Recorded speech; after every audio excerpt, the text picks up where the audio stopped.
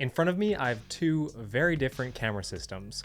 One is the Blackmagic 6K Pro, which produces a very nice image, and the other is the iPhone 15 Pro, which is by far the most advanced camera system for videos that I've ever seen in a smartphone. Let's take a look.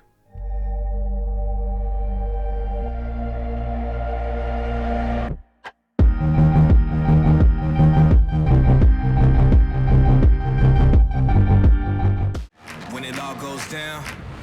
I'ma run this town. Fire in my soul, got my eyes on the ground. I can't help myself, lately can't turn myself down. I'm in love with you, baby, but I let you down. I can't die in this town. I won't die in this town.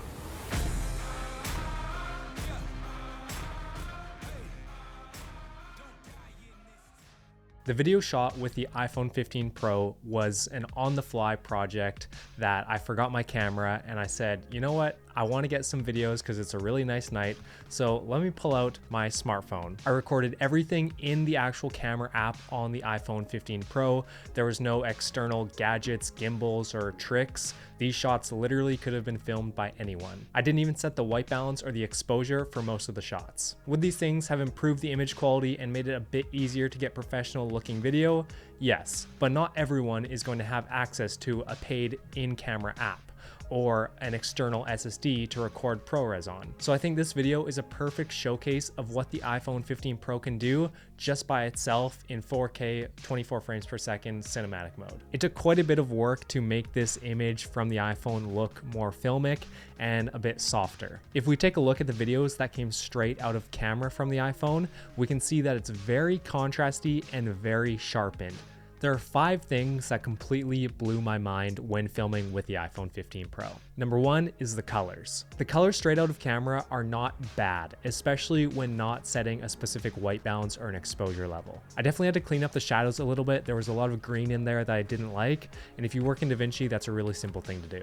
In general, for this whole project's color grading, there's a couple things that I focused on to fix the image and give it more of a cinematic look. First, I made my primary adjustments like color temperature and exposure. Then I moved on to fixing the shadows. After that, we want to lower the contrast a lot to make it look like log footage. Then we can apply our look, or a LUT. This just gives the image an overall stylized feel. And in this case, I actually used 2 separate LUTs, one for the shots of the mountain and the sky while he's on top of the car, and the other LUT was used in the forest settings. Then we can do a little bit of masking to direct the viewer's attention into the center of the frame and get rid of some unwanted distractions. And the last thing I did to really sell this image as a cinematic look is add halation around the edges. If you shoot on the iPhone, you'll find that a lot of the images, especially of landscapes, are super sharp, like this one here, before we color grade it. So while we're in color grading, we can actually bring down the sharpness to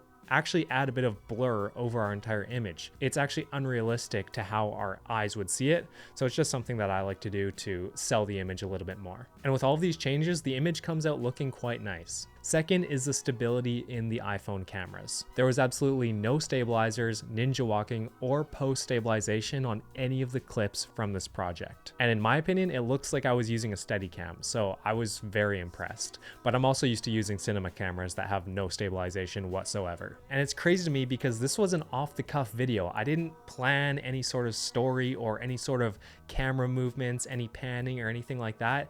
It's just in the moment, you can move your camera and it looks great. There's not much skill required, to be honest. I did some slow pans like in this shot when he's sitting on top of the car, and I did some close-up following while he walks to the car. I also did some further back following while he walks on the trail, and this shot also shows off the dynamic range of the iPhone pretty well because we have the really bright mountaintops and then also the dark forest. And I think the ability to introduce some of this motion and some of these creative shots actually helped me tell a better story, because when you're working with a bigger camera like the Blackmagic 6K Pro, you can't really just hold it out a window and get the tire spinning. Third is something you may not have noticed watching the video the first time through, but once I point it out, it's going to be really obvious. So you only have 2 options when shooting in cinematic mode on the iPhone.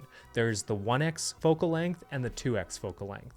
and I believe the 1X is equivalent to about 24 millimeters. The 1X is very usable, and I used it to shoot the majority of this footage. The 2X, however, is where you start to notice that this is still a very digital and a very phone image. I still love that we have the option to switch to 2x zoom because it gives you the ability to change your composition and really compress the image.